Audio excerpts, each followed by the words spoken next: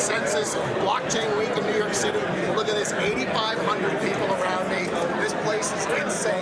If you want to see what an emerging asset class looks like, this is what it is. This is where it's happening. If you don't understand it, you're not paying attention. I was on a panel today with some of the biggest traders of Bitcoin in the world. They're getting ready for securities tokens. That's going to be the new thing that's coming out. Custody, that's coming. We already talked about NYSE and ICE. Nomura today announced that that's coming out. I think there'll probably be some other announcements in the next couple of days. But just look around. There's a mix of hoodies, guys like me in sports jackets.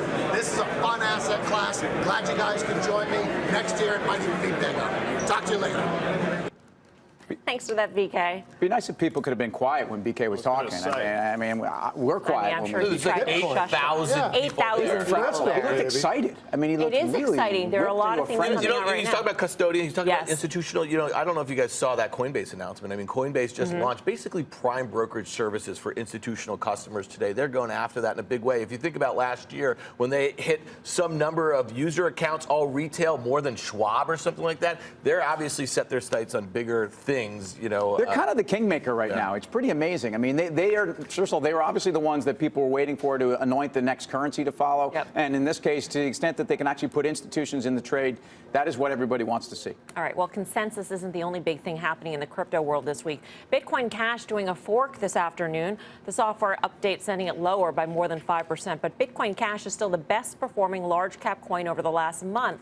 So what will it mean for the crypto going forward? Who better to ask than Bitcoin Jesus himself? Roger Ver joins us on the phone from Bangkok, where he's at, of course, a Bitcoin conference. Roger, great to have you back.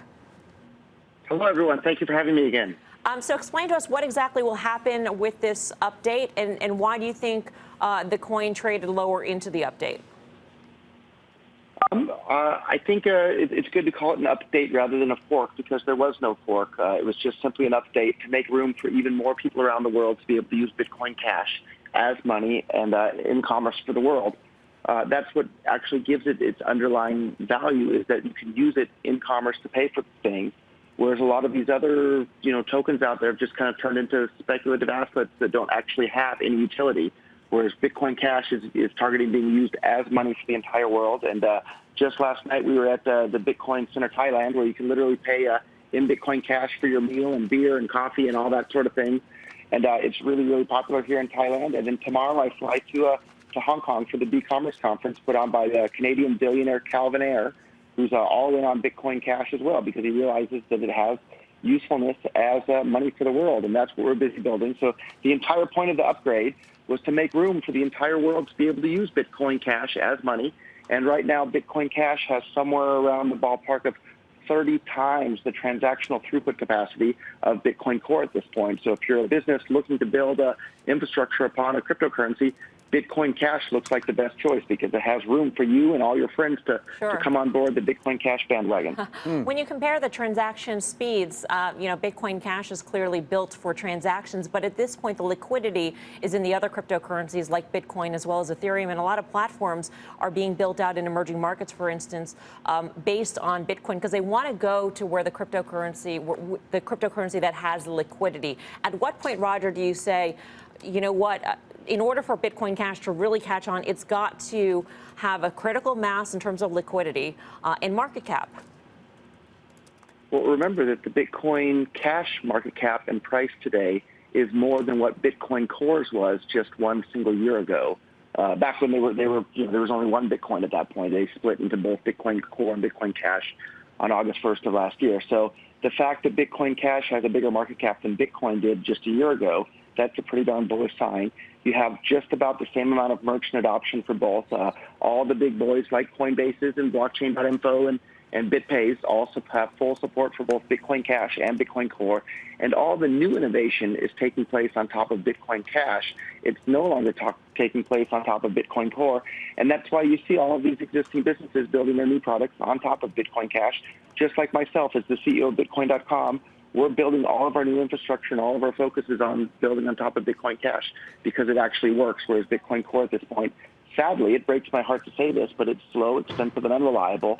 And it's that by intentional design of these core developers that managed to fork the economic code of the project and take it in a completely different direction.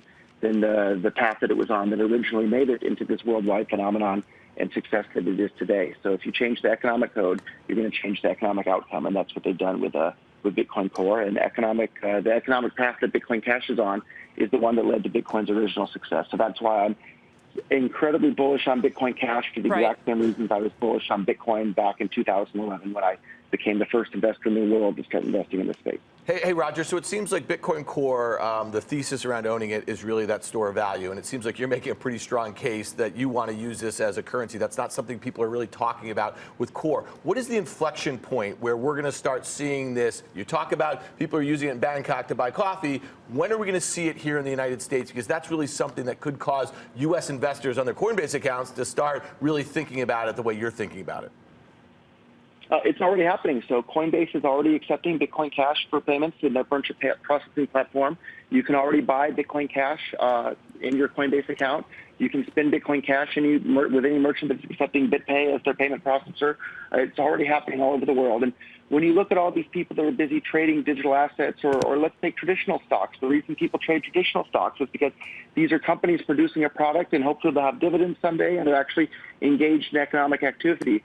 When people say that Bitcoin Core should only be used as a store of value, well, what is it that you're storing if there's not anything that it can actually do? Whereas with Bitcoin Cash, people will be interested in using it as a store of value because you can spend it anywhere as cash, just like people use the U.S. dollar as a store of value because you can spend it anywhere as cash. And if you take away the spendability of Bitcoin Core, you destroy its usefulness as a store of value as well.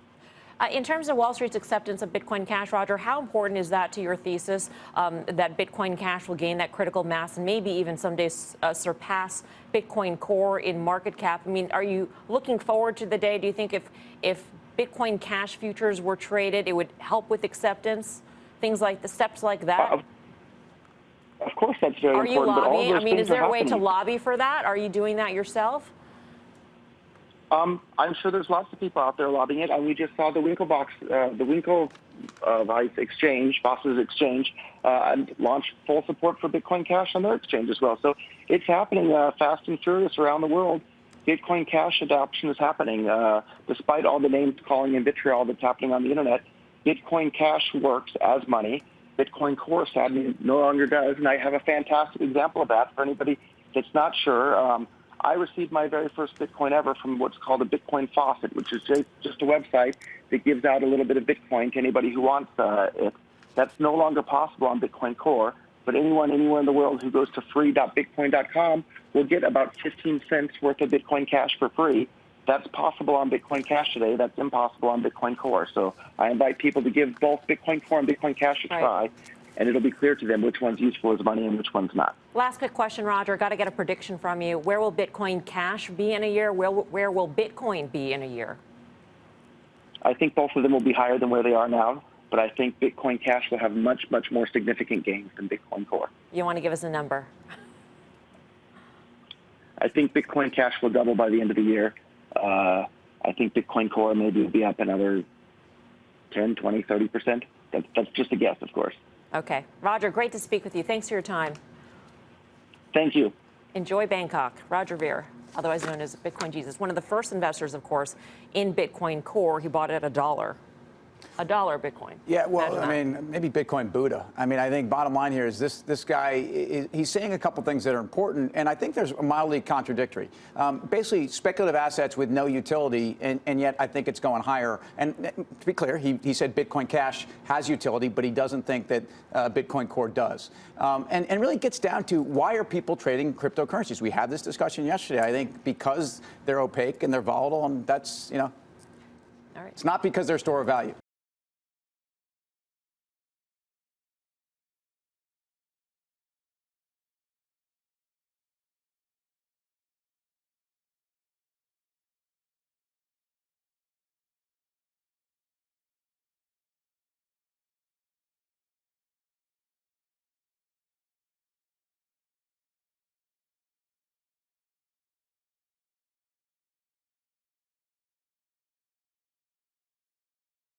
Hey there, thanks for checking out CNBC on YouTube. Be sure to subscribe to stay up to date on all of the day's biggest stories. You can also click on any of the videos around me to watch the latest from CNBC. Thanks for watching.